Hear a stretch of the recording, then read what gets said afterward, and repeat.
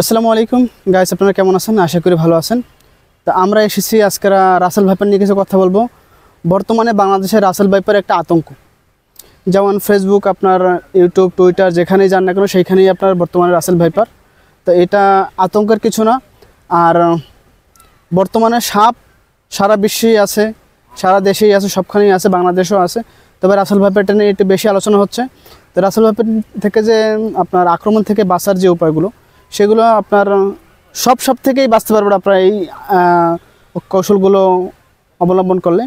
যেমন ঘরের আঙিনা এগুলো পরিষ্কার রাখবেন, আর বাচ্চাদের খেয়াল রাখবেন। এবার রাত্রে চলাচল করার সময় আপনাদের টর্চ লাইট ব্যবহার করবেন বা যে কোনো লাইট ব্যবহার করবেন।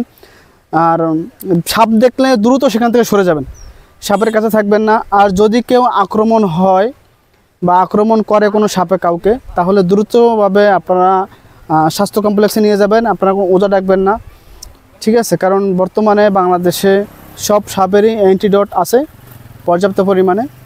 আর এই সাপটা এসেছে আপনার ইন্ডিয়া থেকে। তো আপনারা একটু সচেতন হলেই সব সাপ থেকেই বাঁচা সম্ভব। আর সব সাপেই বিষ আছে, তবে এই সাপটা আপনার ঘরের ভিতরে থাকে না। এই সাপটা বেশিরভাগই থাকে বর্তমানে আপনার ঝোড় ঝাপে জঙ্গলের ভিতরে, কারণ সেইখানে ইঁদুর থাকে, ওই ইঁদুরগুলো খায় সেখানে। আর অন্য সাপ যেগুলো আছে আমাদের দেশীয় সাপ, সেগুলো তো মানুষের ঘর বাড়ি বা আপনার গোয়াল ঘর, যেমন মুরগির খোপ, এসবের ভিতরে থাকে। কিন্তু এই সাপটা সেখানে থাকে না, এই সাপটা থাকে আপনার জঙ্গলের ভিতরে, কারণ সেখানে ইঁদুর থাকে, ইঁদুর খাওয়ার জন্য সে আসে।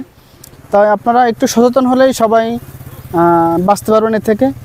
আতঙ্ক হওয়ার কিছু নেই, সবাই ভালো থাকবেন, সুস্থ থাকবেন। ওকে, আল্লাহ হাফেজ।